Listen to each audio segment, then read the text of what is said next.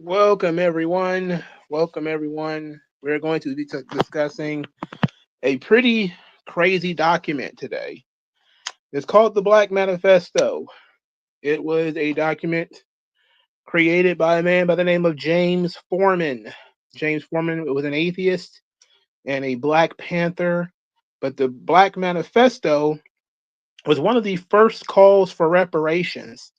And we're going to talk about this as an individual subject. I was going to wait and talk about it in conjunction with a book that I'm reading called Black Theology and Black Power by James Cone. I was going to put these two things together, but I decided not to because I didn't have anything to talk about today.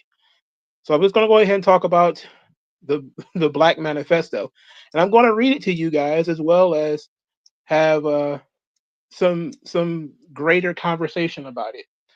I printed it out, so I actually have a physical document here that I'm going to be able to go through. You can find a version of this online, a PDF file. Everybody's very proud of it, but as we know, this is all communist garbage. So first things first, as I said, this is written by James Forman, who is a communist and an atheist. But he had this document, and it was actually done at the National Black Economic Development Conference in Detroit in April of 1969. So here is what it says. It says, to the white Christian churches and the Jewish synagogues in the United States of America and all other racist institutions. So that's who the Black Manifesto is supposed to go towards. This is who he wants to read it. So we're going to start with the introduction. I'm only going to read, matter of fact, it's impossible for me to read this entire thing. Let's see how long this thing is. It is, well, it's 10 pages. And we might be able to spend a whole hour on this as as I go through it or whatever. But this is the introduction. This is the opening paragraph. Brothers and sisters, we have come from all over the country burning with anger and despair, not only with the miserable economic plight of our people, but fully aware that the racism on which the Western world was built dominates our lives. There can be no separation of the problems of racism from the problems of economic, political, and cultural degradation. To any black man, this is clear. So, this is an interesting opening statement. It is a statement of facts with no evidence. This racism is directly connected to all of these problems. Now, we're going to start talking about the problems later. I just want to let him lay out his argument. He continues by saying, there are still some of our people who are clinging to the rhetoric of the Negro, and we must separate ourselves from the Negroes who go around the country promoting all types of schemes for black capitalism. So he's going to argue against black capitalism. Now, this was a direct attack on the National Negro Business League, which was still around. It's still around today, but it had greater authority 60 some odd years ago. It was founded by Booker T. Washington and a lot of ex-slaves and free Negroes who were part. It was basically like a black business association, essentially. And throughout most of the early part of emancipation to about the 1950s, they were trying to get blacks to start businesses and support each other economically, all that sort of stuff. So it was basically what you see. But at this point in time, we got the 1960s and the late 1950s. Communism has pretty much taken over large parts of the black population. And so black capitalism starts to slip out of favor. There's actually a book, I believe I read it to you guys before, called The Myth of Black Capitalism by Earl of Harry Hutchinson. I went through that book with you guys before, if I remember correctly. So black capitalism is under direct attack. And if you want to be honest, these people they're not going to get it. because capitalism is the answer to the problems of the economic, political, and cultural degradation of Black people. But they don't get it. So he continues by saying, ironically, some of the most militant Black nationalists, as they call themselves, have been the first to jump on the bandwagon of Black capitalism. They are pimps, Black power pimps, and fraudulent leaders. And the people must be educated to understand that any Black man or Negro who is advocating a perpetuation of capitalism inside the United States is in fact seeking not only his ultimate destruction and death, but is contributing to the contentious exploitation of Black people all around the world. For it is the power of the United States government, this racist imperialist government, that is choking the life of all people around the world.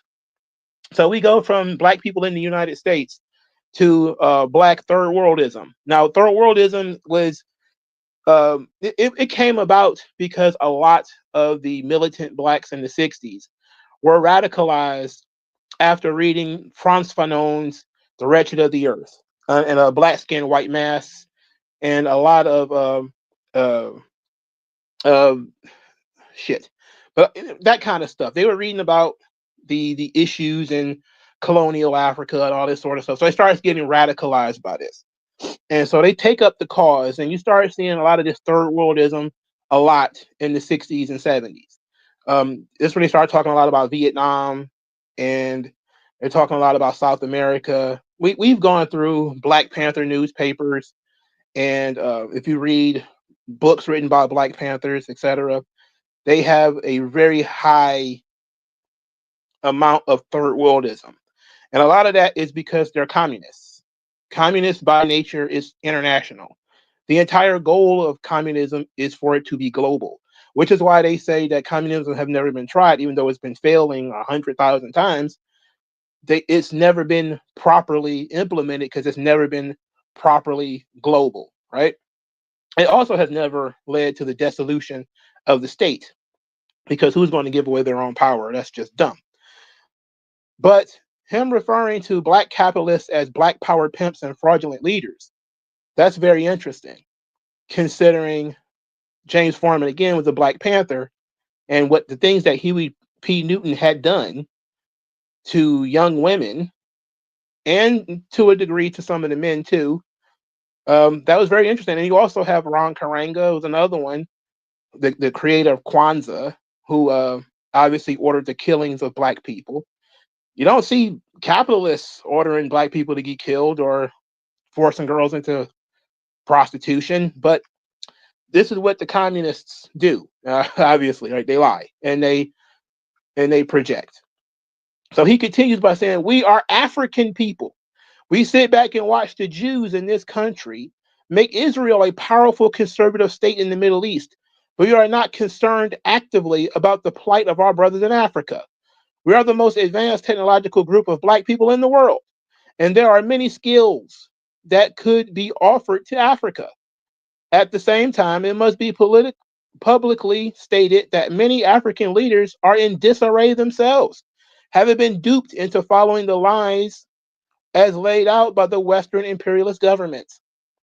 A lot of this was around the time where there were still some African countries that were under colonialism. So if there were Black leaders, then people like James Forman would say that these Black leaders were puppets of colonial governments and things like this. So this still goes on today, where nobody ever takes responsibility for their own behaviors and actions. It's always whoever the nearest white man is, he's at fault. So it says Africans themselves succumb to and are victims of the power of the United States. For instance, during the summer of 1967, as the representative of SNCC, which would be the Student Nonviolent Coordinating Committee, Howard Moore and I traveled extensively to Tanzania and Zambia. We talked to very high government officials. We told them there were many Black people in the United States willing to come and work in Africa. All these government officials who were part of the leadership in their respective governments said they wanted us to send as many skilled people as we could contact. But this program never came to fruition, and we don't know the exact reasons. For I assure you that we talked and we committed to taking or making this a successful program. Now, I'm not going to get too far into this particular page because there's a lot of third worldism in here, and basically saying that Africa is under the control of the CIA and all that sort of stuff. But remember, Marcus Garvey, 40 years before this, had been trying to get Negroes to go back to Africa. Abraham Lincoln actually had discussed sending Negroes back to Africa. The people of the time refused to participate. There were a lot of, during the abolitionist movement, there was a lot of conversation about sending the freed Negroes back to Africa, and it didn't happen. They resisted going back to Africa. They didn't want to go back to Africa. And then during the time of Marcus Garvey, there was the Black Star Line that was about, taking people back to Africa, and they didn't want to go back. So again, part of the third worldism, progressive, Black Panther, Black Power concept is this idea that everybody should go back to Africa, or that you should care so much about Africa. Africa is a completely different place. It is a completely different continent with different cultures, etc. We're going to move on to page 3. I don't want to be here all day. So James Forman says, any class analysis of the United States shows very clearly that Black people are the most oppressed group of people inside the United States. We have suffered the most from racism and exploitation, cultural degradation, and the lack of political power. It follows from the laws of revolution that the most oppressed will make the revolution, but we are not talking about just making the revolution. All the parties of the left who consider themselves revolutionary will say that the Blacks are the vanguard, but we are saying that not only are we the vanguard, but we must also be the leadership, total control, and we must exercise the humanity which is inherent in us. We are the most humane people within the United States. We have suffered and we understand suffering. Our hearts go out to the Vietnamese, for we know it is to suffer under the domination of racist America. Our hearts, our soul, and all the compassion we can mount goes out to our brothers in Africa, Santo Domingo, Latin America, and Asia, who are being tricked by the power structure of the United States, which is dominating the world today. These ruthless, barbaric men have systematically tried to kill all people and organizations opposed to its imperialism. We no longer can just get by with the use of the word capitalism to describe the United States, for it is an imperial power sending money, missionaries, and the army throughout the world to protect this government and the few rich whites who control it. General Motors and all the major auto industries are operating in South Africa, yet the white-dominated leadership of the United Auto Workers sees no relationship to the exploitation of Black people in South Africa and the exploitation of Black people in the United States. If they understand it, they certainly do not put its practice. It says put into practice, which is the actual test.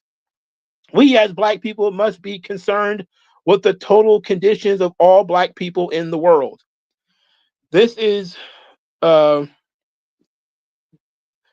people who don't have anything should not be concerned with other people. Okay?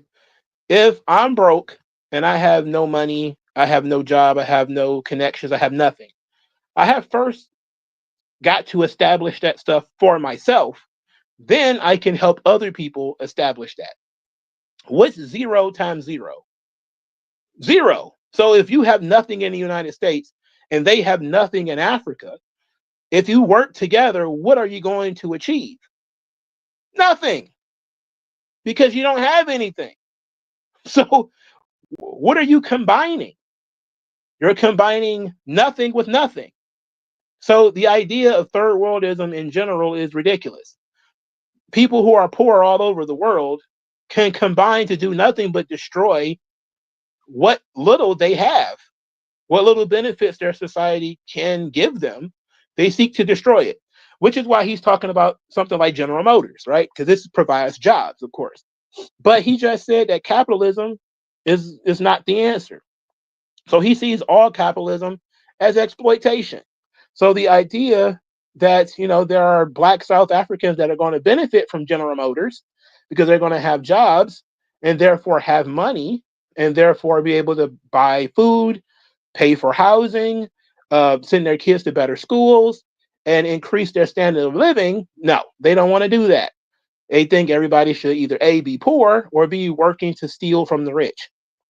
Now, one of the things that they talk about here consistently is, if you read a lot of this stuff from the 60s, you will see continuously the word revolution and the word oppressed. This is the 60s, of course. And this is 1969. And this is something that should be discussed when we talk about James Cone, which will probably be at some point in the future. 1969 is after the signing of the 14th Amendment and the 13th Amendment. The 13th Amendment, which abolished slavery, and the 14th Amendment, which guaranteed equal protection under the law. Now, the 14th Amendment was obviously being violated at certain parts in the South with unequal protection under the law by racist governments and those sorts of things, right? But this is also after the Civil Rights Act, both Civil Rights Acts and the Voting Rights Act. So it's almost as if there are people actively trying to create a better economic and political situation for blacks in America, and these guys are still complaining. Now, it's only 5 years later. There's not going to be much change. All right. So there's not much change going to be happening in 5 years.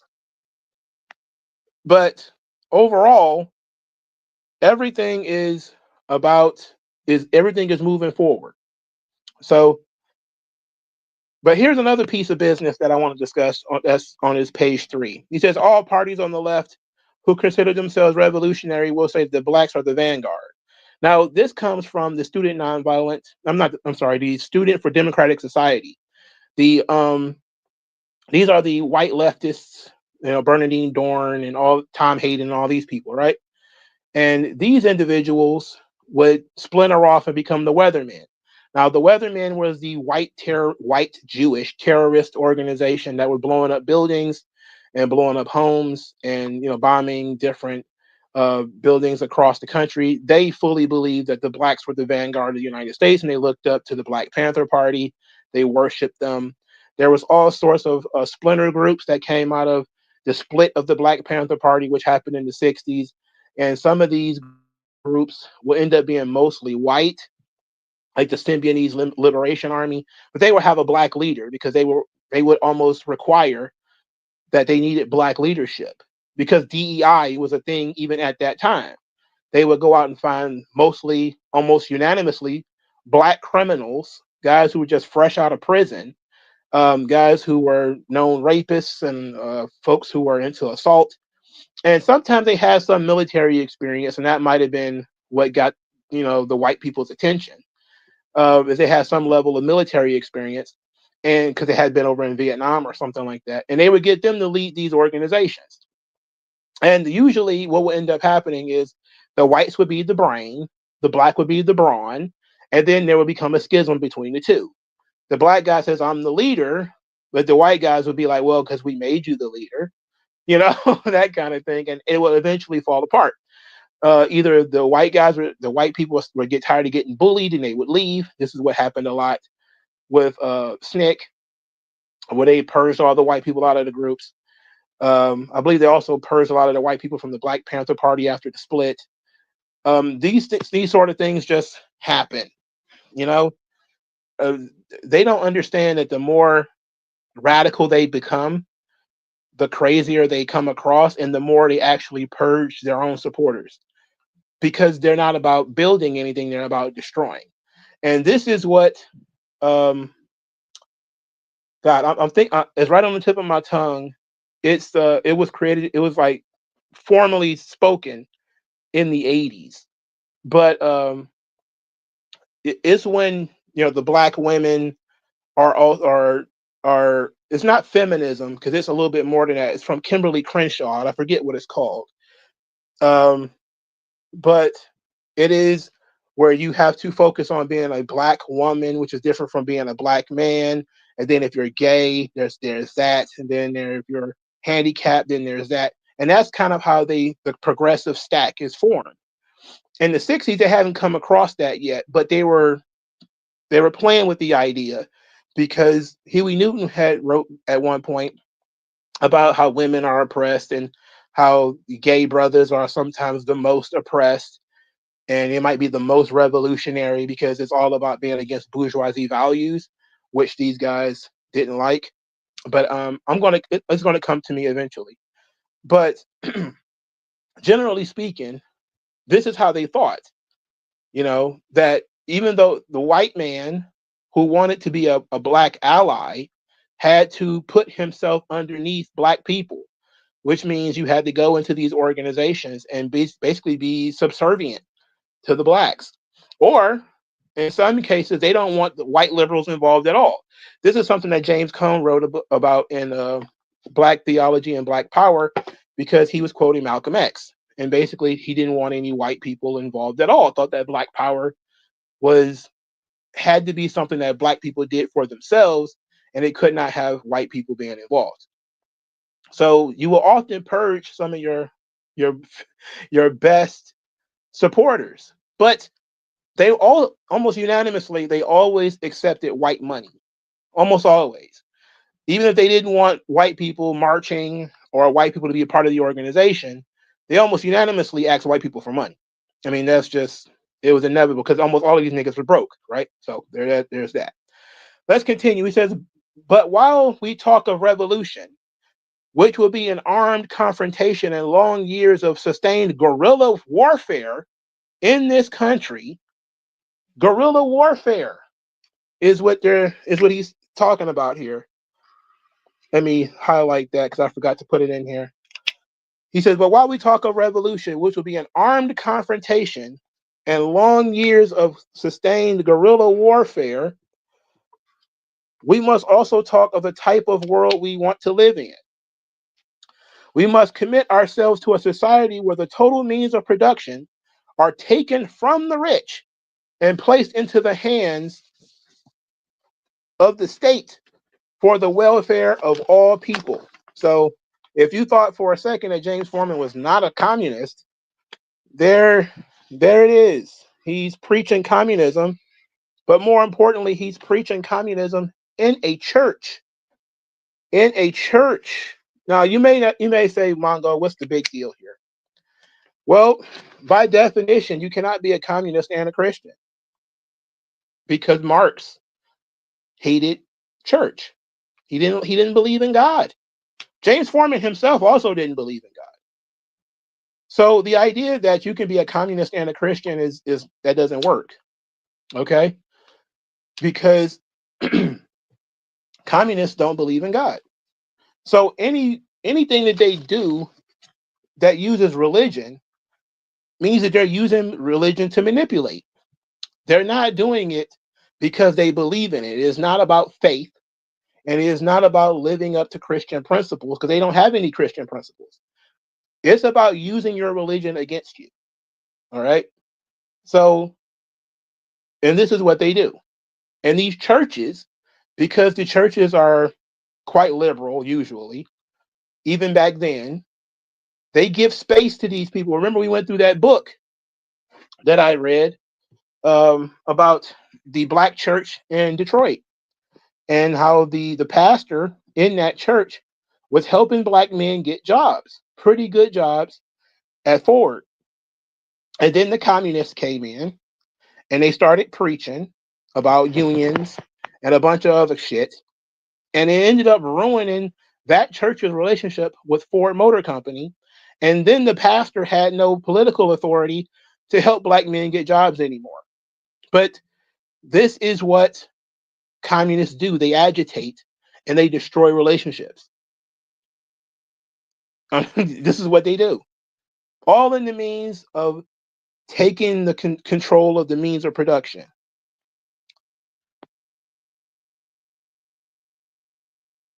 So we're going to talk about Christianity as the white man's religion. Just give me some time. He continues by saying, this is what we mean when we say total control. And we mean that black people who have suffered the most from exploitation and racism must move to protect their black interests by assuming leadership inside of the United States of everything that exists. The time has passed when we are second in command and the white boy stands on top. This is specifically true of the welfare agencies in this country. But it is not enough to say that a black man is on top. He must be committed to building the new society. to taking the wealth away from rich people such as General Motors, Ford, Chrysler, the DuPonts, the Rockefellers, the Mellons, and all other rich white exploiters and racists who run the world. Now, here's the interesting thing about this particular church. So they're doing this inside a Riverside church. And I looked up this church, and this church actually was connected to the Rockefeller family. So he obviously knew this when he did the speech, right? He went in there and says that he didn't say that you guys were funded by the Rockefellers who are racist and blah, blah, blah, blah, blah. He's saying we must build a new society in which all of these rich, wealthy people, including your benefactors, are completely and totally robbed of all their wealth. And it should be then, I guess, distributed to the people. Nobody asks the question of what you do after that, because once you take all the stuff, then there is no stuff. Who's going to make stuff at that point? Nobody thinks that far ahead. But, this is what we're doing. So he says, where do we begin? We have already started. We started the moment we were brought to this country. In fact, we started on the shores of Africa, for we have always resisted attempts to make us slaves, and now we must resist the attempts to make us capitalists. It is the we must just like we resisted slavery, we're going to resist free trade. What a retard. It is the financial interest of the United States to make us capitalists, for this would be the same line as that of integration into the mainstream of American life. Now let's pause right here. James Cone is against integration, right? And one of his reasons for being against integration, is he's saying that integration means accepting white values and accepting a white social order. So his belief is you cannot be properly black while also being integrated. And I don't know what that means, because he didn't define his terms. Now, we see today absolutely ridiculous things like being on time is whiteness, right? Actually having some decorum in public is whiteness. Anytime people are criticized for how they dress, having tattoos, having a stupid ghetto name, it's all lumped under respectability politics, and is shunned by the radical blacks who just want to, I want to be what I'm is kind of folks, right? So he's against integration, which means he's for segregation. Okay. He said, therefore, brothers and sisters, there is no need to fall into the trap that we have to get an ideology. We have an ideology. Our fight is against racism, capitalism, and imperialism. And we are dedicated to building a socialist society inside of the United States, where the total means of production and distribution are in the hands of the state. And that must be led by black people, by revolutionary blacks who are concerned about the total humanity of the world. He's not done. I'm just going to stop right here and say he's dedicated to building a socialist society within the United States where the total means of production and distribution are in the hands of the state. The state that he just said is racist. He wants to but he wants to change it because he wants to put the black people on top. All right. How does that change the structure of the government? Are you going to change the laws? Because you would have to, right? You would have to abolish the concept of private property. If you want to take all the wealth and take the production and the distribution, you have to abolish private property. Now, communists, again, do not believe in private property, but that even goes down to the family. They don't believe in families. So who is going to produce anything, distribute anything, when you have no family in which to take care of? The only reason people do anything is to take care of themselves and their families. If you're going to provide for them, then they don't need to work. And if they're not allowed to have wives and children, well, they probably get to have children, but they don't get to have wives. Why should they sacrifice and why should they work? You've taken away every incentive to work. Now there's zero incentive to work. They don't have any families. And then also, if you're going to take care of their children for them, then why should they work? You're going to take care of their wives and children for them. Why should they work? Who's going to produce anything? We should control the distribution and the production. Okay. Who's going to produce? Who's going to distribute? If you're going to take care of me and the child that I made, then why should I have to work? Then you're going to have to force me to work like a slave, right? We're going to force you to work, because this is what happened in communist countries. They give you a job and they force you to work. It's slavery. But these people are so fucking stupid that they don't realize that communism is slavery by another name. And they don't get it. They don't get it.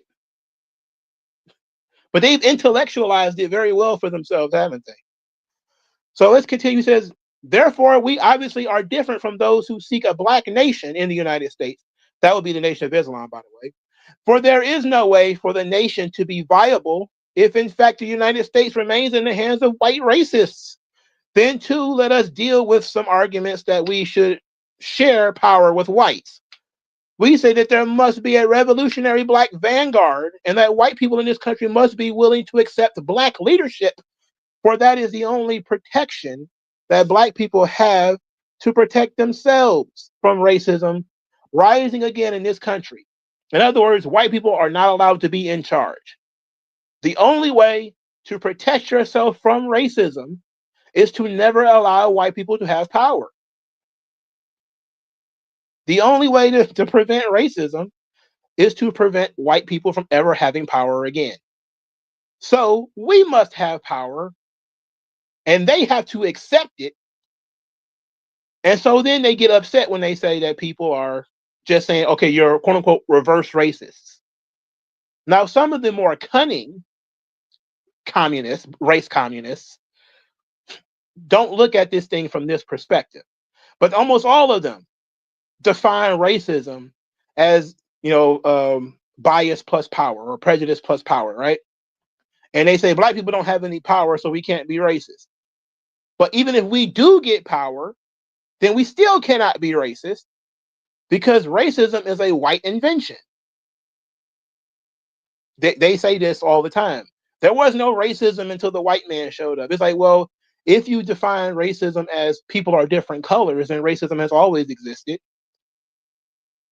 If you want to just say that maybe racism is just one means of prejudice, and that all people if two black tribes came together, there's going to be bias from one in-group to the other. Our gods are better than yours. Our living space, our women, our men are better than yours. We're superior to you. You should worship our gods. You should give us your stuff, or we're going to kill you. Again, these people have so little knowledge, like real knowledge, because if they knew that Britain and France have been trying to annihilate each other for 400 years or something like that, you wouldn't believe that white people had some sort of encoded system of white supremacy. How could that be when so many white people have been trying to annihilate each other forever? And the crazy thing is, I don't know how old James Forman was in 1969, but I assume he's old enough to have known about World War I and World War II, which was white people annihilating each other. There is no codified system of white supremacy. There was a codified system of blacks are inferior, but that was mostly due to what they viewed as inferior culture, which they, of course, blamed on skin color. By this point in time, however, by the 1960s, there was still some level of debate about whether skin color and culture was the same thing. And we still have this conversation today, right? I see on Twitter literally all the time, you'll see some photo of some backwards African doing something dumb like eating a cow skull or you know, something like that, and they'll say, "Oh, look at all these people who supposedly created civilization." Look at, like, okay, there are backwards Africans. I mean, there are. You know, there are people who live in the middle of nowhere with no running water and no electricity and all that sort of stuff. It's real. But those are not the people that we're talking about, right? They just happen to be of the same race as the other people who did build civilization. All right. So the conversation about whether culture and race are the same thing has been going on forever. And it took us a great deal of time to separate those two things, right? That you can move certain people from one culture to another and they have different outcomes. I'll give you an example. I was watching, I believe he is Blanchard, and he was talking about, I believe it was some Asian gang member named China Mac or something like that, who was like a Chinese guy who was raised in the hood and basically adopted that as a personality, right? Like, he's not what you stereotypically think of a Chinese man because he didn't grow up in a stereotypically Chinese household, right? So the idea that race and culture are the same, they're not the same. You can take people of a different race, put them in a different culture, and they change. The problem is a lot of these cultures, they perpetuate a lot of negativity. They perpetuate things that cause failure. This is why people say black culture is a problem in the United States. Because if you take black people out of the ghetto and you put them in better places, they tend to do a little bit better. Now, that depends on age, of course. You can't take somebody who was 25 and grew up in a tough neighborhood and put them in a different area, and now all of a sudden they're going to change. It's like, there's going to be some things that they grew up with that's going to be difficult for them to overcome. I forgot where I was in this goddamn thing. So he says, okay, I figured it out. Racism in the U.S. is so pervasive in the mentality of whites that only an armed, well-disciplined, black-controlled government can ensure the stamping out of racism in this country. And that is why we plead with black people not to be talking about a few crumbs, a few $1,000 for this cooperative, or $1,000 which splits black people into fighting over the dollar. That is the intention of the government. We say, think in terms of total control of the United States. Prepare ourselves to seize state power. Do not hedge, for time is short. And all around the world, the forces of liberation are directing their attacks against the United States. It is a powerful country, but that power is not greater than that of the black people. We work with chief industries in this country, and we could cripple the economy. While the brothers fought guerrilla warfare in the streets, this will take some long-range planning, but whether it happens in 1,000 years is of no consequence. It cannot happen unless we start.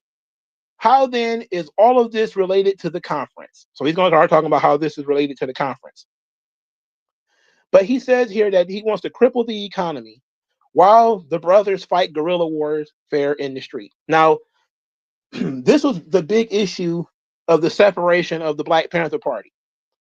You had absolute nut jobs like Eldridge Cleaver, who wants to have open war in the streets with the police. I mean, and then you have revolutionaries, but they're kind of like, if you split the Black Panther Party into social workers and armed militants, they're essentially the same thing. But most people lean more in one way than the other, right? Because Huey Newton and Bobby Seale was going around Oakland and recruiting gangbangers into their organization on purpose. It wasn't an accident. They did it on purpose. This is what Huey Newton wanted. He wanted people who knew how to use guns. He wanted people who could stand up to the police, who had a bitterness towards society. He wanted to propagandize those people and bring them into the party, because then he could control some element of the streets, right? If you wanted those people in it, Some of them are in it for the armed revolutionary part. There are some other people who are only involved with the Black Panthers because they give away free food. All right. So whenever you talk to people about Black Panthers, they'll say, "Oh, there was the free clinic and the free food organization and yada yada yada." It's like, okay, but what about all the, like, you never seen social workers get into shootouts? How many Black Panthers have been arrested for murder or got into shootouts with the police? All across the country. It's not just a California thing. It happened in New York. It happened in Philadelphia with Mumia Abu Jamal. It happened again and again because this is their goal. Their goal was armed revolution in the street, the murder of police officers in Chicago, which led to the death of Fred Hampton. We talked about this a couple of weeks ago.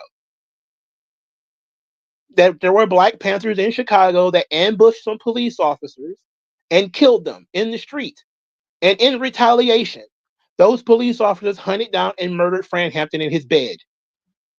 This is what they wanted. They want armed revolution in the street.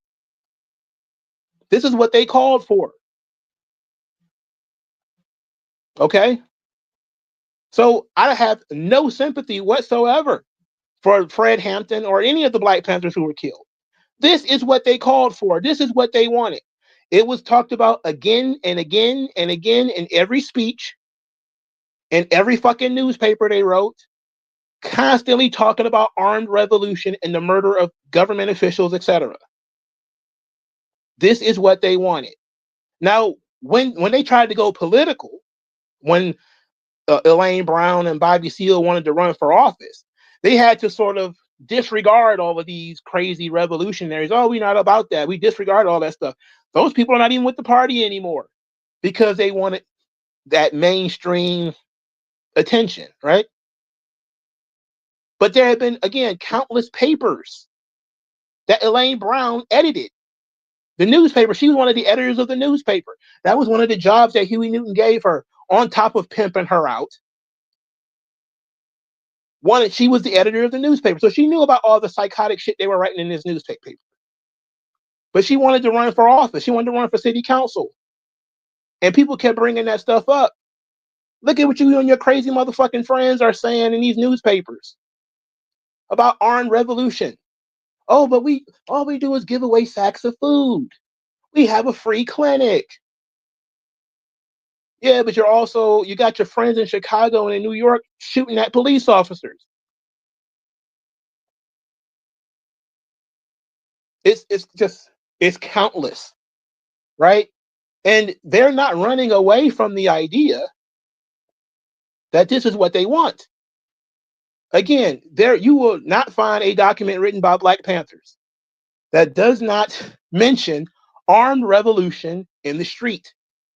Elaine Brown's book is almost the only one I've ever read that plays down the idea, right?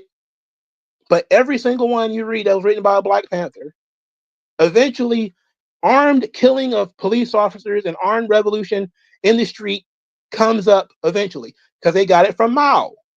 They're Maoists. They love Castro. This is how they view themselves. Once you realize the hierarchy, this stuff makes a lot more sense to you. All right. The Black Panthers had several influences. One was Malcolm X. Another was Robert F. Williams, who wrote a book called Negroes with Guns. But then there was also Mao in China, and there was also Castro and Che Guevara in Cuba. This is where a lot of the third worldism comes from, right? Every single time they start talking about armed revolution, they're looking at themselves as if we could be the Mao of the United States. Just how Mao took over China, Huey Newton can take over the United States. Just like Castro took over Cuba, Huey Newton could take over the United States. And they believe this. This is why they're so dedicated to armed revolution. They don't want to just uplift Black people in terms of, filling the gaps where the government dropped the ball, giving people jobs. Because they didn't pay people either, by the way. The Black Panthers gave people jobs, but they didn't pay them. Now you may say, well, what do you mean? The Panthers gave them free food and free money and all that stuff. Well, free food and free housing and all that sort of stuff too. They didn't pay any of these people. The Black Panthers did not provide a job where you received a wage. They didn't want you participating in the capitalist system. They keep saying it over and over again. They're not capitalists. You're not going to make money passing out ham sandwiches. That's not about to happen. You pass out a ham sandwich to that guy, and then somebody in a black jumpsuit is going to hand you a ham sandwich. You're working for your ham sandwich, even though you're giving away a ham sandwich that somebody didn't have to work for. And this is also why so many Black Panthers ended up being criminals. They couldn't take care of themselves. They were not allowed to. They were not allowed to have jobs. They could not. This is from gun barrel politics. They could not participate in the capitalist system. So they were not allowed to have regular jobs.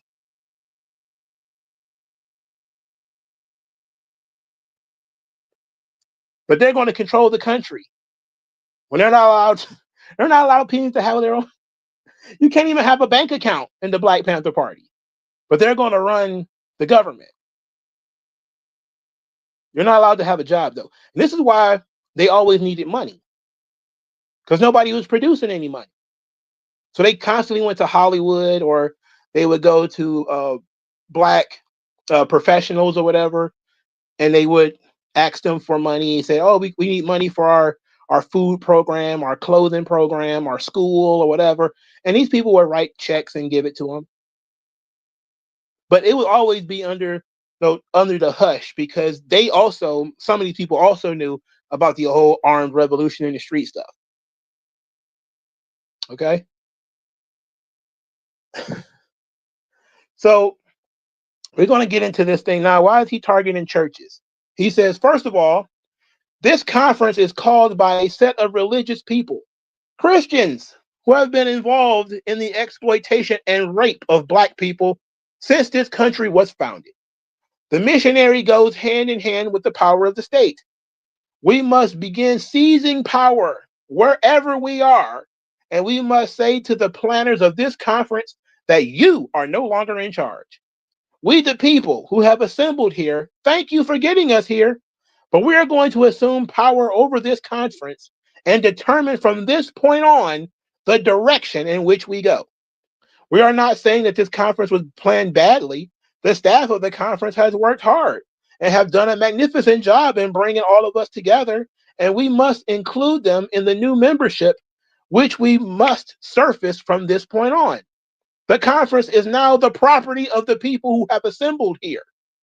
This we proclaim as fact and not rhetoric.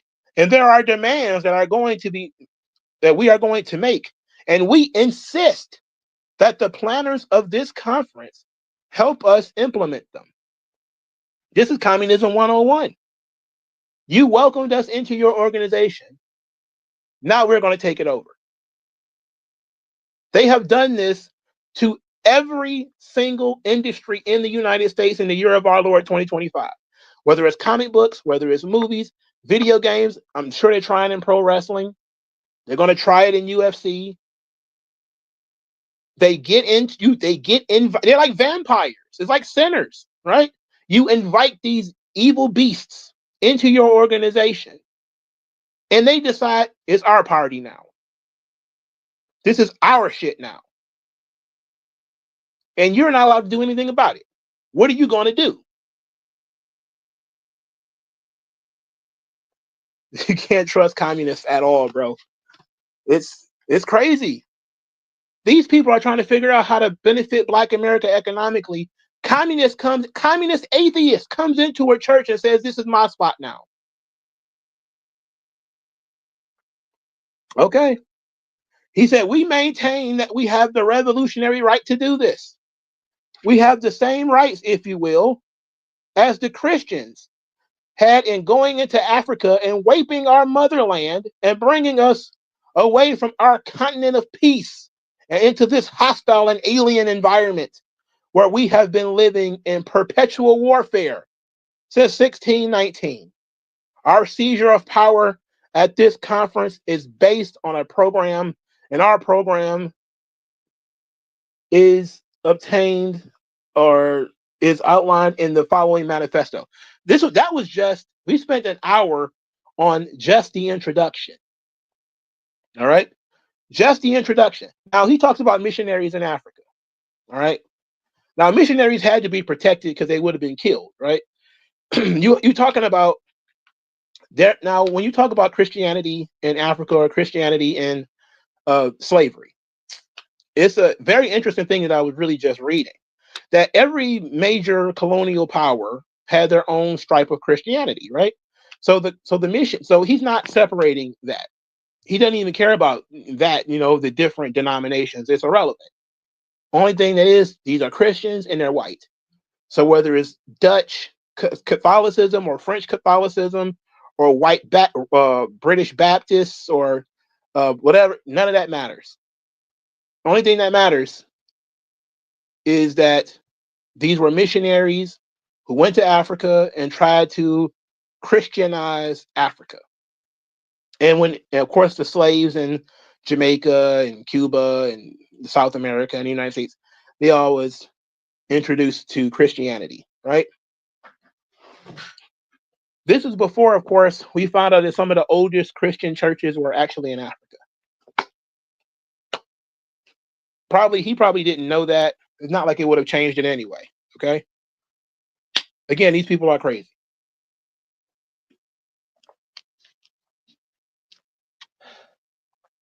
So, and he's saying that we have the right to do this for the same right that you have to come into Africa and take over. We have the right to go in and take over. It's not quite how it happened, but okay. Very simplistic view of history. So now we get to the actual manifesto. And I'm going to get to the comments later. I want to get through this and then I'll come back through the comments. So the Black Manifesto, he said, we, the Black people assembled in Detroit, Michigan, for the National Black Economic Development Conference are fully aware that we have been forced to come together because racist white America has exploited our resources, our minds, our bodies, and our labor. For centuries, we have been forced to live as a colonized people inside the United States, victimized by the most vicious racist system in the world. We have helped build the most influential country in the world. Now, the idea that Africans in America are a colonized people, that is something that Stokely Carmichael came up with. He came up with it in his book, Black Power. You'll notice that a lot of that stuff comes from, a lot of this shit, Black Power, the entire concept comes from Stokely Carmichael, all right? Anybody who kind of quotes Black Power is a Stokely Carmichael thing. The Black Panther comes from Stokely Carmichael. And Huey Newton stole it, which actually was one of the things that led to them not getting along. So Stokely Carmichael also didn't like Martin Luther King, and that's a long story we'll get into some other time. So let's continue. He says, we are therefore demanding of the white Christian churches and Jewish synagogues, which are part and parcel of the system of capitalism, that they begin to pay reparations to Black people in this country.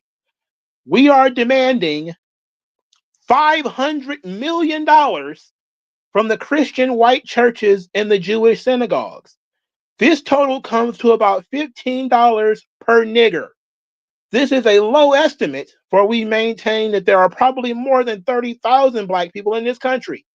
$15 a nigger is not a large sum of money, and we know that the churches and synagogues have a tremendous wealth, and its membership, white America, has profited and still exploits Black people. We are also not unaware that the exploitation of colored peoples around the world is aided and abetted by the white Christian churches and synagogues. This demand for $500 million is not an idle resolution or empty words. $15 for every black brother and sister in the United States is only a beginning of the reparations due to us as people who have been exploited and degraded, brutalized, killed, and persecuted.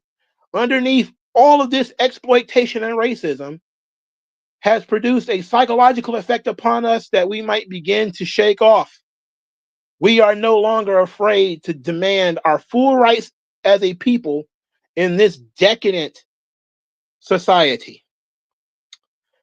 $500 million in 1969. This fool is asking for $500 million from churches and synagogues.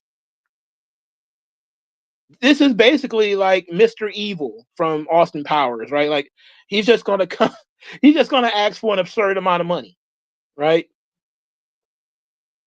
Let's just go in there and ask him for $500 billion. Let's see what happens. Could you imagine sitting there listening to this fucking idiot after he went through all that? He's doing a speech. So can you imagine how many groans he heard when he heard $500 million? He probably was like, what the fuck? How he wasn't carried out of the room when he started talking about armed revolution is beyond me. They should have snatched him out of the room and threw him out. He's an atheist in a church talking about armed revolution and now demanding $500 million. Like, this man is nuts, right? So he's going to break down what they plan to do with the $500 million. I'm not going to go through this entire thing, but he says, one, we call for the establishment of a Southern land bank. We said we need money for the land. Two, we call for the establishment of 4 major publishing and printing industries in the United States to be funded with $10 million each. 3, he says, we call for the establishment of 4 of the most advanced scientific and futuristic audiovisual networks to be located in Detroit, Chicago, Cleveland, to be funded by $10 million each.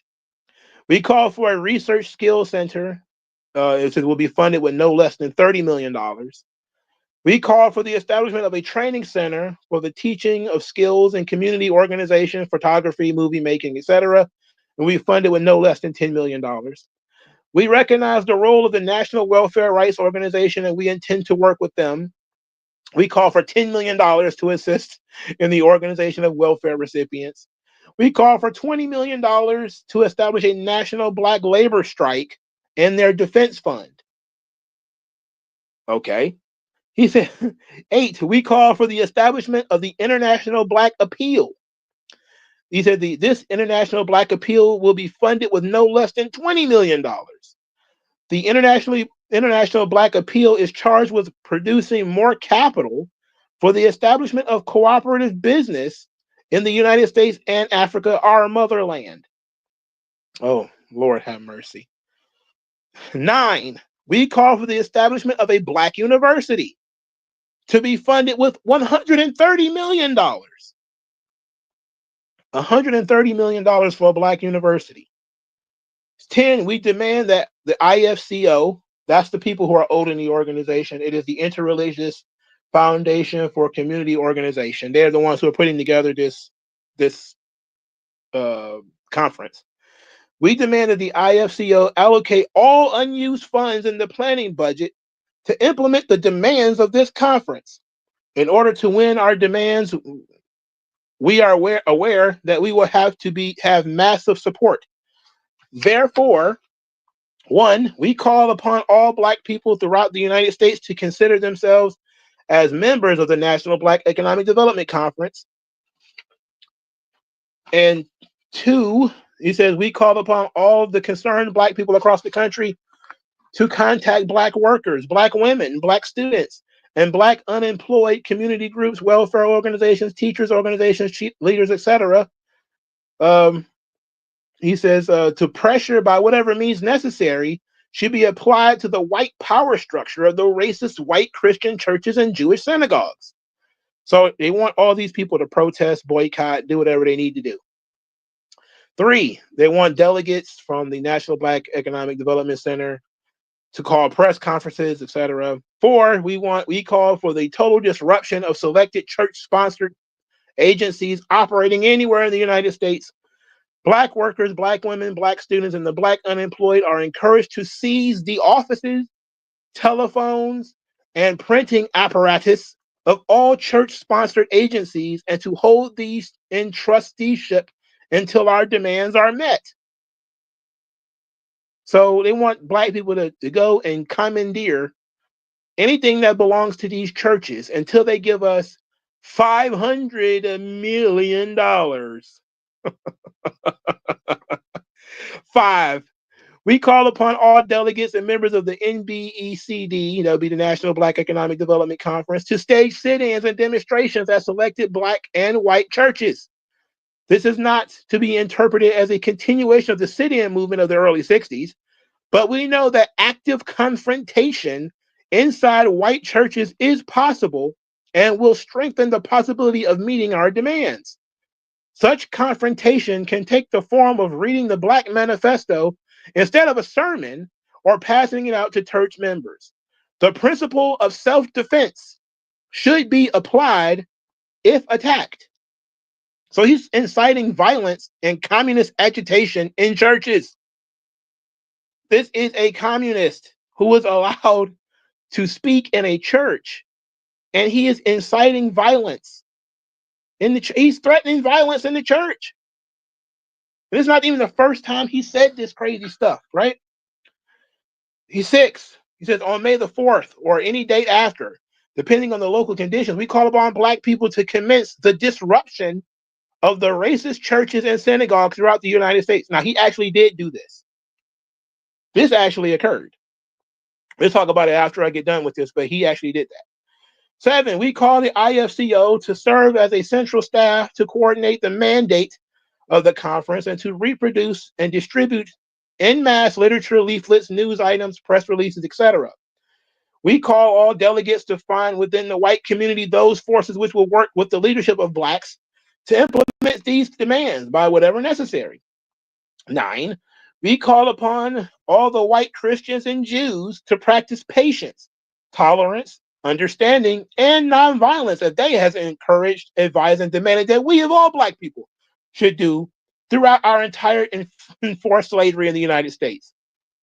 So as we take over everything that you have, you should show us patience and tolerance and understanding, because that's what we had to do under slavery. See how they basically just try to use your morality against you? There's nothing peaceful or tolerant, and then he's not a slave. Okay, James Forman he wasn't a slave. He wasn't born in slavery. He was born decades after slavery ended. See how they try to use this slavery shit as a sympathy and a manipulation? 10, he says, we are so proud of our African heritage and realize concretely that our struggle is not only to make revolution in the United States, but to protect our brothers and sisters in Africa and help them get rid of racism, capitalism, etc. We are therefore charging the steering committee to create a Black Anti-Defamation League to be funded by money raised from the International Black Appeal. 11, we fully recognize that revolution in the United States of America and Africa, our motherland, is more than a one-dimensional operation. It will require the total integration of the political, economic, and military components, and therefore we call upon all our brothers and sisters who have acquired training and expertise in the fields of engineering, electronics, research, community organization, physics, biology, chemistry, mathematics, medicine, military science, and welfare to assist the National Black Economic Development Conference in the implementation of this program. So they want pretty much all black professionals to join them and help them take over the churches. 12, to win our demands, we will have to declare war on the white Christian churches and synagogues, and this means we may have to fight the total government structure of this country. Later on, he says, but if the white Christians and Jews are not willing to meet our demands through peace and goodwill, then we will declare war and prepare to fight by whatever means necessary. He says, brothers and sisters, we are no longer shuffling our feet and scratching our heads. We are tall, black, and proud. And we say to the white Christian churches and Jewish synagogues, to the government of this country, and to all white racist imperialists who compose it, There is only one thing left you can do to further degrade black people, and that is to kill us. But we have been dying for too long for this country. We have died in every war. We are dying in Vietnam today, fighting the wrong enemy. We must boldly go out and attack the white Western world at its power centers. The white Christian churches are another form of government in this country, and they are used by the government of this country to exploit the people of Latin America, Asia, and Africa. But the day is soon coming to an end. Therefore, brothers and sisters, the demands we make upon the white Christian churches and the Jewish synagogues are small demands. They represent $15 per black person in the United States. We can legitimately demand this from the church power structure. We must demand more from the United States government. He says, but to win our demands from the church, which is linked up with the United States government, we must not forget that it will ultimately be by force and power that we will win. And then here's what he said. This is hilarious, right? Because we're coming near the end. This is the last two paragraphs. After all of this shit he just said, he had the nerve to say, we are not threatening the churches. We are saying that we know that the churches came with the military might of the colonizers and have been sustained by the military might of the colonizers. We're not threatening the churches. We're just saying that you guys came with the military. Well, why shouldn't they? Why shouldn't they? You said that Africa was peaceful. I think the fact that they brought a military meant that they weren't. The fact that the Africans were killing each other when the white people got there means that they weren't. It's like the Indians were killing each other over here when the Europeans got here. They weren't. They were, let's not go into all of that. Let's continue. He says, let us be very clear that we are not opposed to force and we're not opposed to violence. After he just said we're not threatening the churches, he says we're not opposed to force, we're not opposed to violence. Of course, we're not opposed to force. They're communists. He says we do not intend to abuse our black brothers and sisters in the black churches who have uncritically accepted Christianity. We want them to understand how the racist white Christian church, with its hypocritical declarations and doctrines of brotherhood, has abused our trust and faith. An attack on the religious beliefs of black people is not our major objective. Even though we know that we are not Christians when we were brought into this country, but that Christianity was used to help enslave us, not only by the church, but also private business and the United States government. He says, so then he closes out by saying this. Our demands are negotiable, but they cannot be minimized. They can only be increased. And the church is asked to come up with larger sums of money than we are asking. All roads must lead to revolution. Unite with whomever you can unite. Neutralize whatever possible. Fight our enemies relentlessly. Victory to the people. Life and good health to mankind. Resistance to domination by the white Christian churches and the Jewish synagogues. Revolutionary black power. We shall win without a doubt. This guy's a psychopath. That's the whole document. I didn't read every single word in it, but you got more than enough to understand here. They asked for $500 million, but hey, they reserved the right to ask for more, right? So after James Forman goes into this church and makes this statement, of course, it ends up all over the wire. It ends up in Time magazine and a bunch of other magazines. This was put to a vote because that's what they were there for. And the manifesto actually passed 187 to 63. There was a lot of people who didn't bother to vote, but a lot of people agreed to give James Forman $500 million. That's how strong white guilt is. They agreed to push for $500 million. Oh my goodness. Of course he didn't get that money. He didn't get that money. He didn't get nowhere near it. The Riverside Church made a promise of $450,000 but zero of it could go to Forman or any of his organizations or any organization that he was involved with, because he had been involved with disrupting the church services. On May 5th, 1969, the Riverside Church had to get a restraining order against James Forman because he had continuously interrupted church services. And it got to the point where the police had to be called. So, of course, he created his own self-fulfilling prophecy, right? He said, well, the missionaries, they came with the government. They came with the military.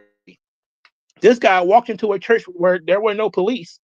He made a ton of noise, made threats, demanded $500 million, and then came back a couple of weeks later, well, a couple of days later, actually, made some more noise and forced these people to call the police. So, was it your revolutionary peace, the reason why they called the police on you? Or was it because you were acting like a belligerent idiot? So they did end up giving some money, and the Riverside Church then created a fund some years later where a certain percentage of all of their money would go to community programs, because they realized that, okay, we weren't doing enough, but this guy's a psychopath and we don't want anything to do with him. They ended up only dispersing about $357,000, but then they created a fund later on that give 10% of their proceeds to the surrounding community. Of course, it didn't do anything because Detroit is as bad today as it was then. It's worse now than it was then. 2 Corinthians 6:14 says, be ye not unequally yoked together with non-believers. For what fellowship hath righteousness with unrighteousness? This is why letting communists in church is a bad idea. If you read your Bible, you should know that. You cannot be equally yoked with these people. They're psychotic. They don't believe in God. They believe Christianity is the white man's religion. So why was he even in the church in the first place? That's because of white guilt. So that is Black Manifesto, James Forman. Absolute nut job. But here's the thing that's even funnier, and I've been learning this from reading, this Black theology and Black power, because James Cone says a lot of the same stuff that James Forman said. He said a lot of the same shit. A lot of these people, they just repeat themselves over and over again. But here's the reality. In the United States, the anti-slavery movement was began by Christians, the Puritans, right? Denmark Vesey was a Christian.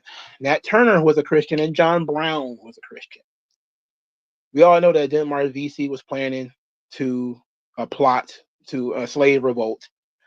We know that Nat Turner actually enacted a slave revolt, and we know that John Brown,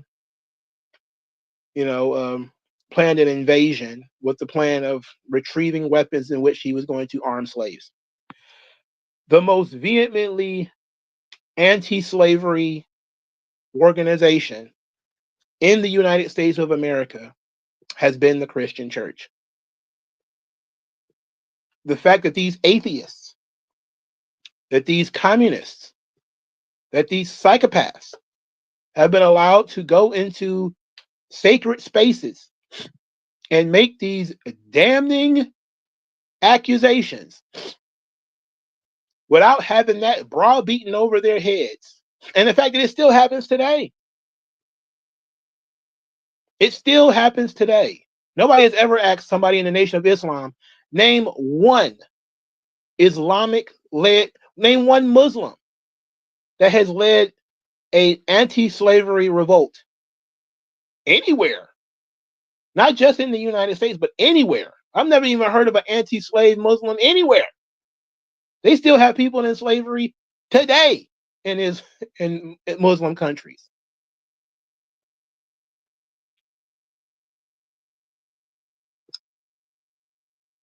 But they're not browbeaten with this. You think for all but see, that's the thing about them being communists. They don't care about this shit. They're just using your feelings against you. You're just using your thoughts against you. There was an entire book. Matter of fact, I'm about to go pull the book out right now.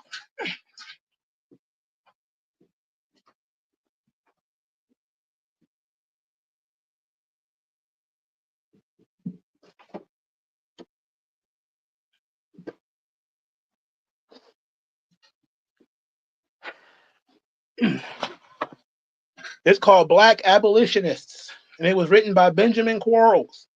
And guess when this book was released? 1969. And it tells you that abolition began in the 1830s when the English abolished slavery. And a lot of this stuff was because of the power of the church.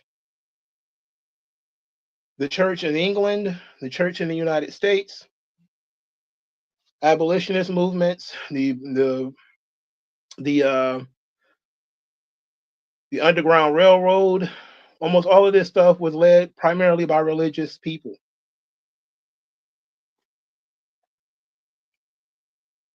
The church created the Mutual Aid Society. These various mutual aid societies were these organizations where they did, of course, food, soup kitchens and job programs. All of these, they had schools, and all these things were attached to churches, right? The church was the center of Black life in the United States for the most part. You can't find anything that you can think of that wasn't attached to the church, from clinics to educational centers to welfare programs to jobs programs, everything. And this stuff was long before. You said Forman was 41 when he wrote. Oh, that's interesting. So that means he was born in the 1920s.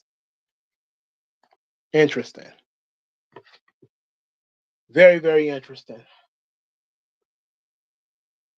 Every picture I've seen of him, though, he looked pretty young. In the 1820s, there was an organization, and there was a movement called the Free Produce Movement. This means that the Quakers boycotted any good that was produced by slave labor. This was in the 1820s in Pennsylvania. This is how far religious people went. They would boycott cotton or sugar or whatever that was produced with slave labor. And this, again, the 1820s. The 1820s. This book came out the same year James Forman made that statement. See, this Benjamin Quarles is a motherfucker. Because when I remember reading about the 1619 Project. I just cracked open The Negro in the Making of America, which is also a Benjamin Quarles book. And he says, well, no, those people were, and that was, of course, written in the goddamn 60s, that those people were not slaves. They were Christians. And they were technically indentured servants, which is different from slaves. So the 20 individuals who came here in 1619 were not slaves.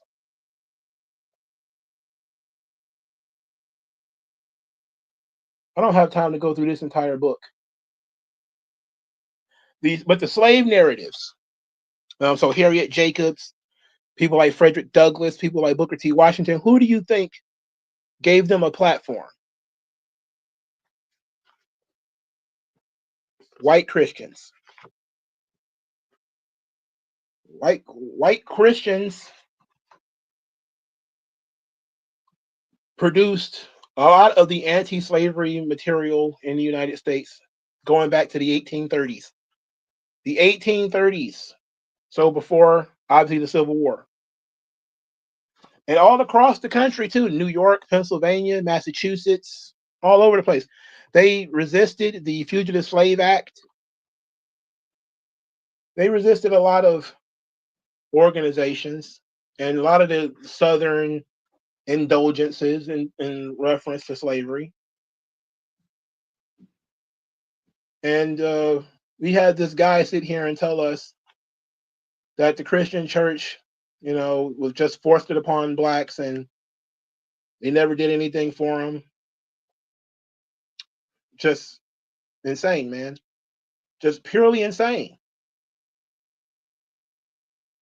Now, it is true that a lot of these churches in the 1800s, they were anti-slavery, but they were not for integration. All right. And some of them were not for social equality. They didn't believe that blacks were equal to themselves, but they believed that there should not be any slavery. Right? Which you can't take. They're not going to be perfect. Can't make the enemy the perfect enemy of the good, right? They also didn't believe that men and women were equal either, but it was the 1800s. What can you do? Now, of course, they tell the story of the Republican Party being the conscious Whigs and the anti-slavery Democrats working together. It was created in the wake of the Kansas-Nebraska Act, which allowed slavery. They were called Negro worshipers. This was in the 1860s.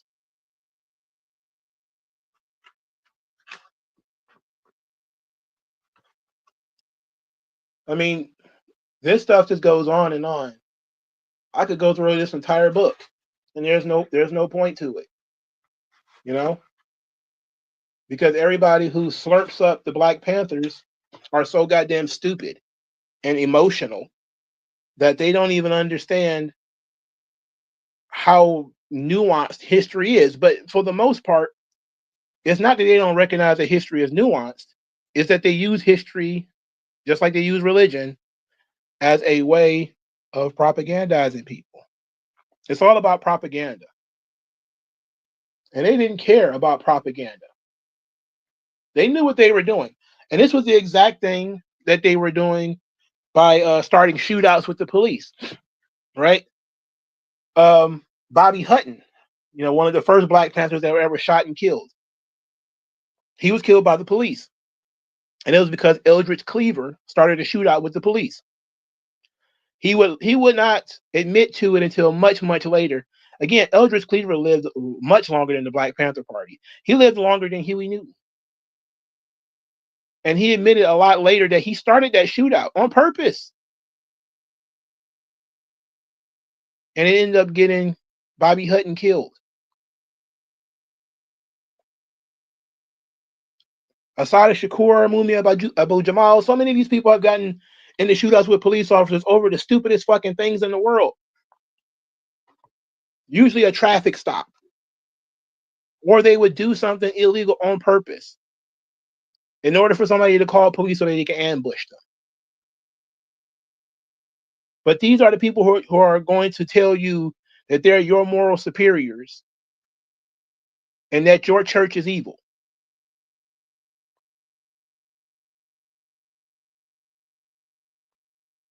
All right, so let's go through some of these comments. The Degenerate Sharingan, is Eldridge Cleaver the guy that actually essayed a woman? Essayed? Oh, he's a rapist. Yes, he's absolutely a rapist. He's an admitted rapist. And they knew that when they let him into the party. They knew he was a rapist. They didn't care because he was nuts. And they wanted crazy niggas in the group. This is what they wanted. George Jackson, the Soledad brother, he was a murderer. They knew that too. They didn't care. According to Elaine Brown, Huey Newton loved George Jackson. Jonathan Jackson, his brother, killed a judge with guns allegedly given to him by Angela Davis. Allegedly. AJ3 says, you ever heard about the guy named Jason L. Riley? Do you have a book he made called Stop Helping Us? No, I've been wanting to read it, but I've been reading a lot of old history books first. James Forman was born in 1928, October the 4th, died July 10th, 2005. I knew he died fairly recently, but it was 20 years ago. I thought he died more recently than that. WG feels that I can see why N-word fatigue is growing. Like, could you imagine? I mean, in the 60s, you're sitting there listening to this chaotic idiot. You probably felt like he had a good point in 1969. But in 2025, you look at it like, my God, we have a lot of material from the 1960s. Black people had their own newspapers and things. Ebony magazine, Jet magazine in the 1960s, where you could see middle-class blacks living pretty well. They were still bitching about, integration and some stuff like that, but they show the better side of black life. And then here come these nut job planters going into public spaces screaming about racism, screaming about everything. People are trying to move on. Some people are moving just from the South to settle into the cities to get decent jobs. And then here come these psychopaths. Alfred Harden says, salute fam. Black is an adjective A color in a box 50 years ago. Our people wouldn't allow that label to be put on our names. It's legally dead by law. I don't know what that means, but there is a concept that Eric Lincoln. I was reading a book by E. Franklin Frazier, and there was it's like a double book thing, and C. Eric Lincoln wrote that in the 1960s, the Negro church died and the black church rose up. And what changed it from the Negro church to the black church was the implementation of activism. So Martin Luther King, essentially, the civil rights movement. And then in comes, liberation theology, which James Cone borrows from South America and all that sort of stuff. And this is where you get, what was it? Jeremiah Wright, Obama's pastor, right? The goddamn America. That's all liberation theology, right?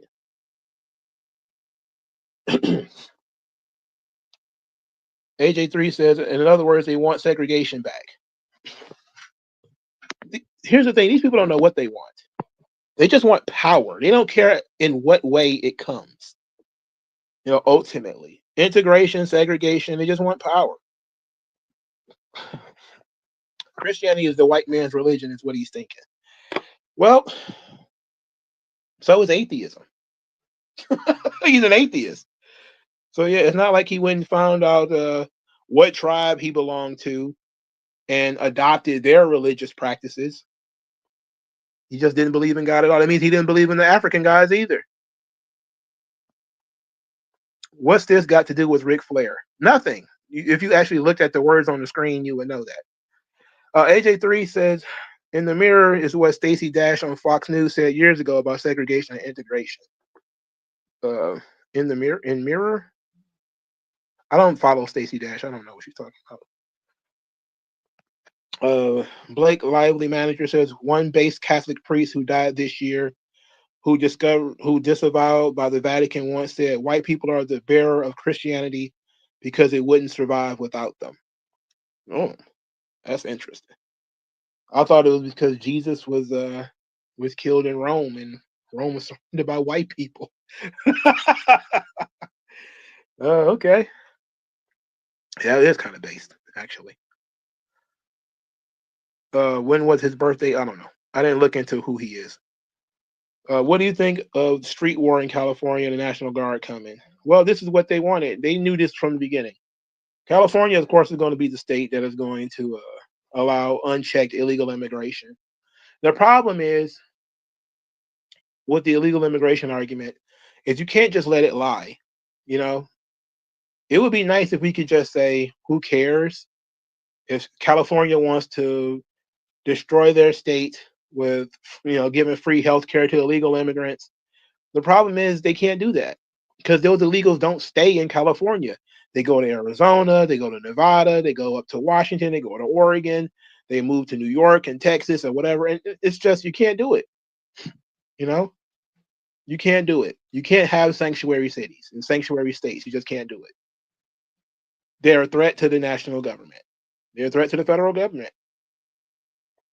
I personally would not give a shit. If those people could never leave the state of California, I wouldn't care. But the state of California isn't going to say, well, you're an illegal immigrant, you have no right to leave. And then there are also, gangs, criminal gangs that are in these towns. And then all the practical issues of creating these bilingual neighborhoods that disproportionately affect Black people because they don't speak Spanish. So they don't get jobs in these Spanish speaking neighborhoods, which is why when I go to like Mexican town here in Detroit, you almost never see Black people at all. Detroit is like an 80% Black city. But there's parts of this town where you don't see no Black people because they don't speak English. So you go into these stores and it's all Mexicans and Puerto Ricans. I don't have a problem with that, but I can just imagine how big of a problem it's going to be if you have a higher degree of Hispanics in your neighborhoods. And this is what's going on over in Oakland and Compton and all this. There's so many Hispanics that Black people have difficulty getting jobs. You have to be bilingual, or you at least have to speak Spanish. Because we know that people are getting jobs without having to speak Spanish. We know that. Without having to speak English. What is the purpose of pimping them out? You're talking about the Black Panthers and prostitution. It served two purposes. One, to make money for the party. Elaine Brown had sex with I think it's a TV producer, and she gave her $12,000, which she gave to Huey Newton and bought his penthouse that overlooked Oakland. The second is to convert brothers. This is I forget what it's called, the Lysistrata. It was like a play where women withhold sex until, using sex as a manipulation. So they had like Elaine Brown talked about in this book, had a young girl, she's about 15 or something like that. And she had been brainwashed to not have sex with any brother who wasn't a part of the Black Panther Party and wasn't a revolutionary. You got to be revolutionary to get this pussy, that kind of stuff. So that was the goal, was using young women to convert them in. If you want this bitch, you got to be able to, put your life on the line, join the party for starters. Or she goes out there and she just flips some tricks, makes some money, and use that money for the party. That was the point of pimping the young girls out. But they also engaged in widespread robbery. They robbed drug dealers, they robbed pimps, they extorted drug dealers and pimps. They took over several restaurants. This is something that the mob actually did. Like if you read about what happened at the Lamppost, which was Huey Newton's favorite restaurant that they took over, that they forcefully invaded and took over, it's basically something that if the person's name was John Gotti and not Huey Newton, you would not have been surprised. And that's the crazy thing about me when people talk about the Black Panthers. I say if I told you that these were Italians, you would say, oh, those mob figures, man, they're crazy. It's like, nope, they weren't mob figures. They were people that you read about in fucking books as heroes.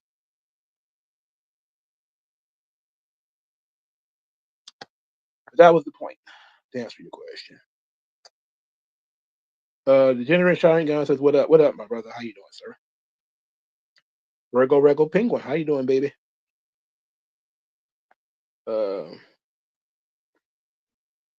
California is up in arms. Yeah, it absolutely is. They're gonna deal with it. They gotta deal with it one way or another. AJ3 says another reason why the left destroyed the Black American families. Well, the more I read about that, the less I'm sure that it was the American left that did it, and it wasn't that they just made sure it never came back. I'll go through. I'm not going to go too much into this, but let's give you an example. So I've been reading a lot, if you can tell. And one of the things that I realized is that the Black family has never been stable for too long in the United States. For starters, slaves, they had no legal marriage. They couldn't legally get married. So the marriage had to be recognized by the master. So And he obviously could sell the children, he could sell the husband, he could sell the wife or whatever. So that makes your marriage unstable because it's not legal. It's only in the eyes of the master that he recognizes that you two are married. And then he could sell one of you if he wanted to. Now, slave masters were a little bit more nuanced than we give them credit for. They're treated like Satan. But most of them tried to keep families together if they could, for no other reason than it keeps the slaves happy. And if the slaves happy, they work. No problem, right? That's just, anybody can understand that. But what happened is during emancipation, a lot of slave families fell apart because now the man has to find a way to take care of the family. So he usually has to go and do something. Sometimes they stayed on the plantation because they didn't know anybody else. They didn't know what else to do. They couldn't read, couldn't write. And the only person who knew that they could work was the master, right? So they would live on the plantation, get free food, free water, and whatever. And the master wouldn't pay them. He just said, you just live on my property and come do these odd jobs or whatever. And you trade. Basically, they traded. But this guy was free, technically. He could leave whenever he wanted to. But that broke up the black family because now people could roam wherever they wanted to go. They could leave if they wanted to, right? So then you had a new wave of black families being brought together after emancipation, because now people are getting to pick and choose their own husbands and wives freely, right? It's not no longer you just fell in love with the guy who was on the plantation with you. Now you can go out and find your own boyfriend or whatever. So now those families are brought together. And then you had wars, obviously. And the wars should get put to the side because that's always going to be an issue. That's an issue for white people as well. When husbands go off to fight in the war and they die. All right, that is what it is. I'm talking about the black family specifically. So in the after emancipation, during what they call Reconstruction, the black family, of course, brought back together. Then what we talked about before happens. In the industrial era, this was in the Deep South. The men leave the South to go up north, to go to Chicago and Cleveland and Detroit and Philadelphia and New York. And sometimes they don't come back. So they break up their families by leaving and never coming back. Or they'll leave and their wife will step out on them, right? So that breaks up the family.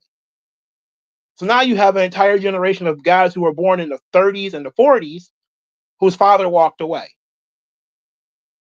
Daddy went up to New York to get a job. We never heard from him again. And maybe he died, but more often than not, he went up there and he got into the juke joints and the prostitution and the drugs, and he found him a whole new woman. He got a whole new life. But after Reconstruction, the families reconvene again. And then, of course, there's, like I said, the industrialization. People are going all over the place. Now Negroes are moving up north a little bit. But this becomes a big issue because now there's the force of the church, which kept people together. That created the social order among slaves and among black people in the South. That's disintegrating a little bit. They're going into different cities and they're kind of living pretty wild. And now they're having all these loose relationships that is not governed by their pastor or their master or anybody else. They're having sex and going about prostituting and all this sort of stuff, right? The Black Ulysses, the jazz musician, or the blues singer who was running the Chitlin circuit and having sex with all these underage girls, or having sex with women who had no husbands, or coercing women who had husbands, and or the husband wasn't around, he was working, and this guy is famous, or he's just a dude who's seen a lot, guy who's been to Chicago or Detroit or whatever. He's coming into town, and he promises some woman he's going to take her to New York with him, and so he spends a week with her and then just leaves her, right? So that destroys the family. And then you get to the 60s, the free love movement, all these bastards in the Black Panther Party who don't believe in monogamy, even though some of them are actually getting married. Eldridge Cleaver got married. Huey Newton got married, but mostly they didn't believe in monogamy. So a lot of them had babies out of wedlock. Elaine Brown did. She ended up, I think she had basically like a bunch of one night stands with a bunch of Black Panthers, and one of them she got pregnant by, and then that guy went off and got married to somebody else. But they didn't believe in monogamy. She was in this poly relationship with Huey Newton and his wife, and it was some real big drama. This was also a thing in the white community, where we talked before about the Students for Democratic Society, the Weathermen. They didn't believe in monogamy. They would orchestrate these orgies where they would give each other STDs and all this sort of stuff in order, because they were communists, they don't believe in the family structure. And this is where we get the formal destruction of the Black family that they have yet to recover from. Because before then, there were no welfare agencies. There was just a church, right? But now the government in the 60s and the 70s, they have formal welfare programs. So you don't need to be married in order to get help. And then, of course, crack is in the 80s, and that killed everything. From that point, then all the horrors in the 90s with, the booty butt cheeks, and that, it's just gotten worse and worse ever since. But it hasn't been able to recover because of the welfare programs. Before that,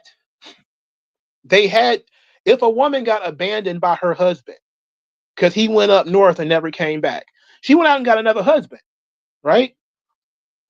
That was that simple. She still needed somebody to take care of her. She still, probably got left with kids or something like that. She just went out and got another husband. But now they're not doing that. They're not going out and getting another husband. They're not even getting married in the first place. You know what I'm saying? So it's not that the left destroyed the families. It's that they have made it not necessary to have a family. And part of that comes from their communist belief that there should not be no God and no family. Again, they believe in the dissolution of the social order.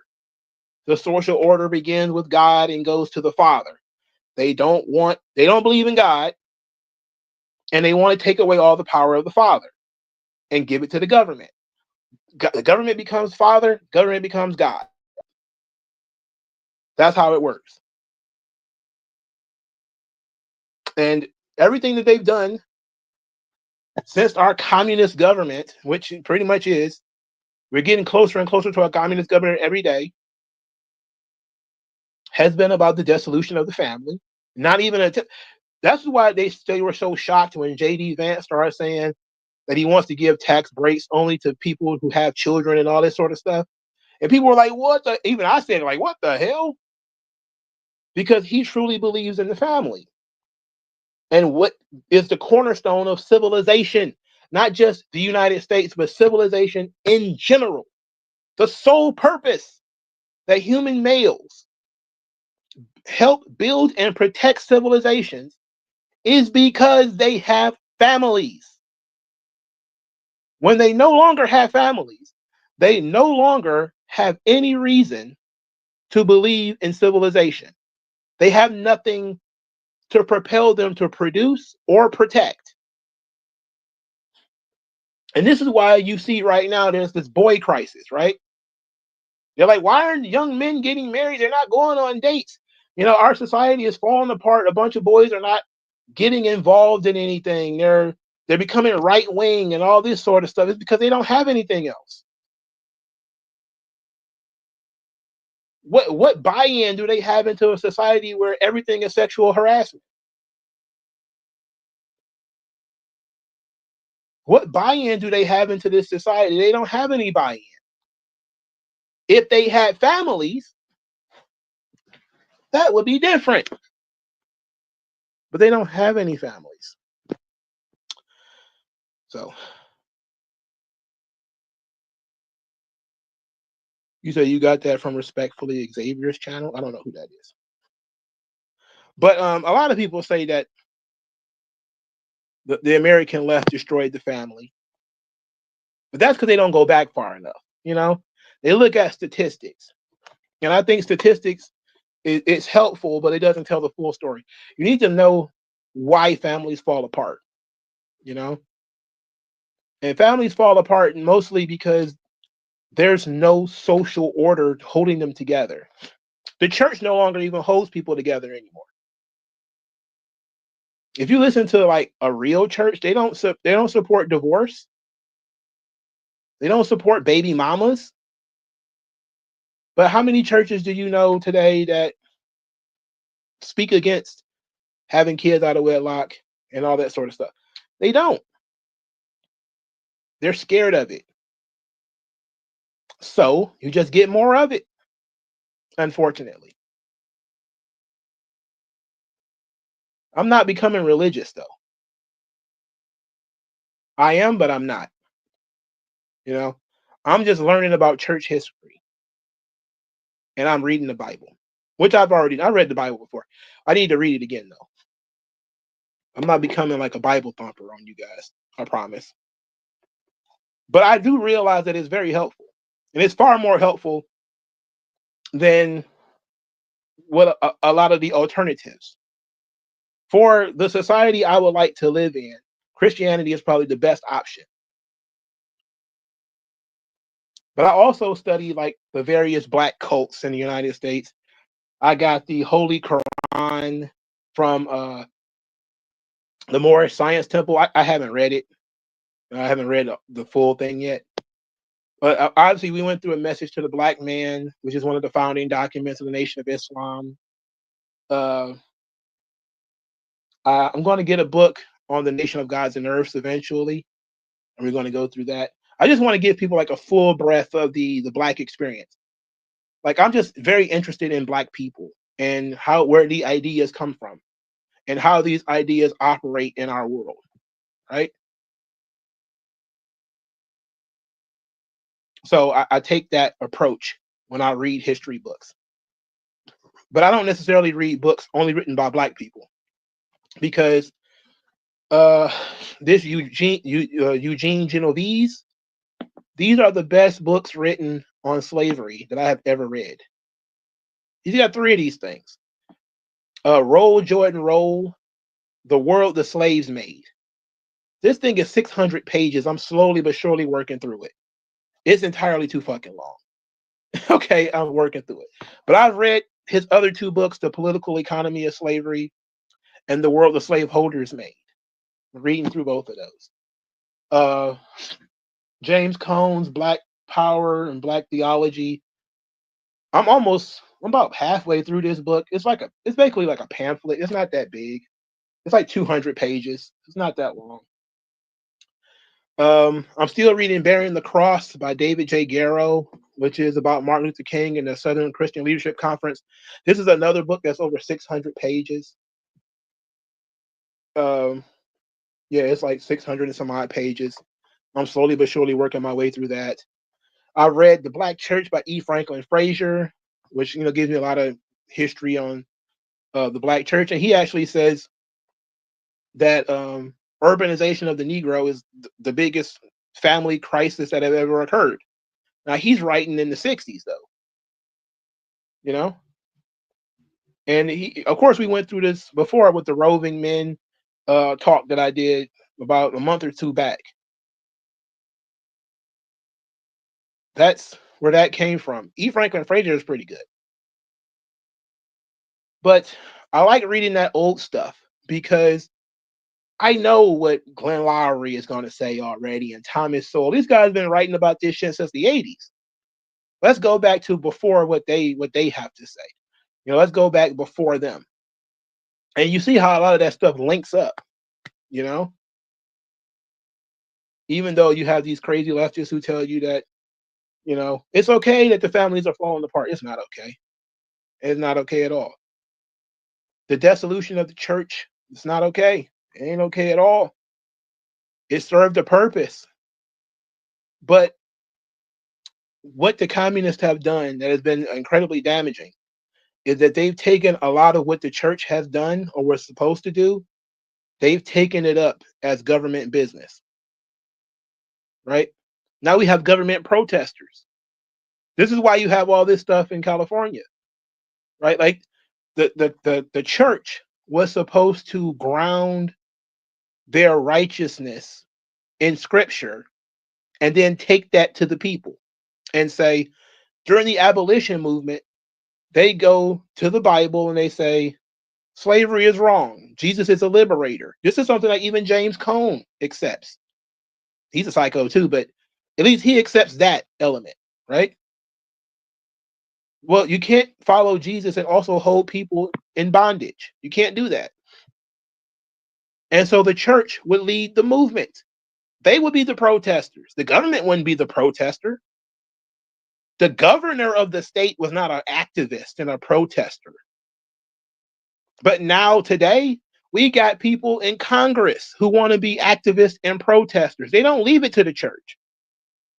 They don't leave it to the social organizations. They take it directly to the government. So now the state is protesting against individuals. It's crazy. It's absolutely crazy. And the mutual aid programs that the churches used to do, help find people jobs, help people get back on their feet, welfare programs. The government has taken all of that and put it into itself. The educational programs, the government took all of that. Slowly but surely, the government has taken over every single element of what the Father does and what the church does. The government is now the chief disciplinarian of black people because they don't have any fathers. So now you have to run into the police officer who are going to beat you over the head with a nightstick because there's no dad to whoop your ass when you was 8 or 9 years old. So now the government is the chief disciplinarian, and they're raising most of the children because they're raising them in the schools. So this is how Hillary Clinton can come out and start talking about it takes a village. These are our children. All these crazy leftists talking about our children, our children. These aren't your children anymore. Why do you think they feel so comfortable saying that? Because for 40 and 50 fucking years, they've been taking care of the whole family. The state is in almost complete control of your entire fucking family.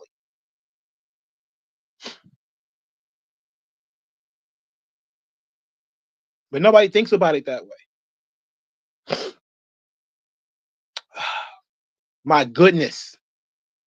I do a lot of reading. I do a lot of talking. I don't know what I want to talk about next. I might need to watch some cartoons or something, man. I've been coming kind of heavy on you guys when people reading these books and then coming in here and dumping all this 1960 shit that I've read in my head and dumping it on you guys. I need to go back to like watching anime. You know, I haven't watched anime in a long time. I don't watch anything other than wrestling, so I haven't watched like a TV show. I ain't watched a movie. The last movie I watched was Sinners. I watched Sinners.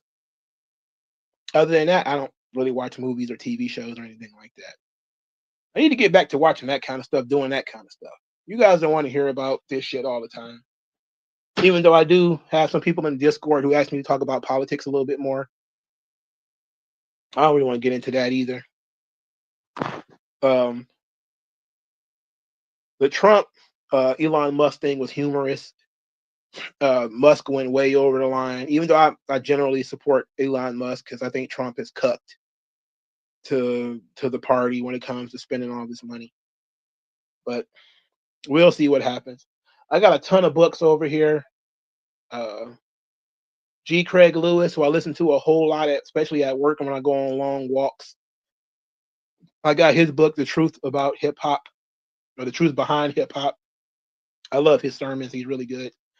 And I also got a book on the 5%ers and their influence on hip hop. I want to put those two things together. There's just a whole lot I want to talk about some other time, though. Yeah. So I appreciate it, guys. It's 10 o'clock. And I'll talk to you guys later, man. Peace out.